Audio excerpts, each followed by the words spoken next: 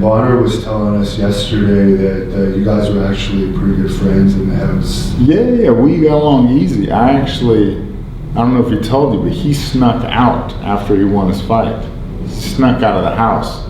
And I gave him some money because I randomly had some money in my bag to go, he went and bought some like Mad Dog 2020 like a mile away or something. And yeah, I tried to cover for him and act like he wasn't sneaking out of the house, like, oh, he's just in the shower, yeah.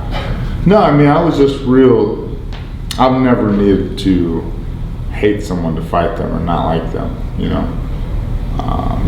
fear and, self-love is all the hate you need, Yeah, he was saying that he was a little hesitant to hit you at first, but then you came out really hard, and then he's like, oh God, I gotta defend myself here. All right, well, see, that's funny you say that, because I thought the other way. Like, if you watch that fight back, I'm just sitting there like, okay, cool. And he's like, I was like, oh, okay, all right. Got the mean face going. Were you going into that fight pretty confident that you were going to take it? No, I was going in unconcerned about the results, really. Like, I'm going to do my best. I'm going to try my best. I've trained pretty hard for this. I know I'm not going to quit. So the outcome is, I've done everything I can to get the outcome I want. There's no point in worrying about anything else. And what do you say to people that say that was the greatest fight of all time? I think UFC even ranked it the greatest fight of all time. No, it wasn't the greatest fight of all time at all.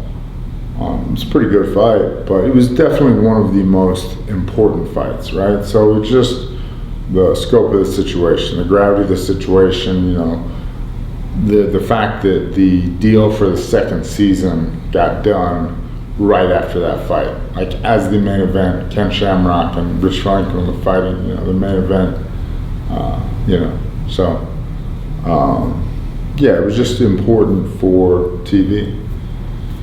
And what was your reaction when you won, knowing that you're now going to have the 6-figure contract? Well, I was really excited because I knew that my sole job was now to be as good as I could at MMA. And before, I felt like I was always kind of cheating myself because I'd been in school and then have a job, or, for a while I had to do, odds and ends to pay for life so I could afford to fight,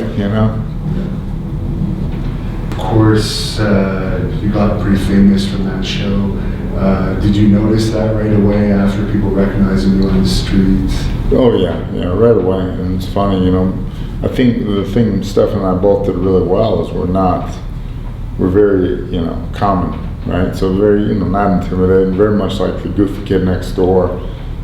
So people were always like, hey man, it's kind of almost what I would call the Jeremy Horn effect, where people are like, well, that guy's not that tough or anything. I could do that if he could do that, So people were always like, yeah, I started fighting because I saw you and you didn't appear to be that good, so I figured I could do it. I was like, oh, thanks. Now, Stephan was telling us he really didn't want to have the rematch with you because he was injured, and I guess he tried to get out of it. And they sent him a check. Yeah. So he got cut. So yeah, he got cut like right before that fight. We took that fight on 5 weeks, which isn't a ton of time. And then I was told he was pulling out and I was having trouble with weight. So I was like, oh shit, can I fight a heavyweight just once? And they were like, no. And I was like, okay, shit. And and then I remember this fight better happen because I had already committed to do like a USO tour. And I had to cancel like literally the day before I was supposed to go because I, found out that fight was a possibility.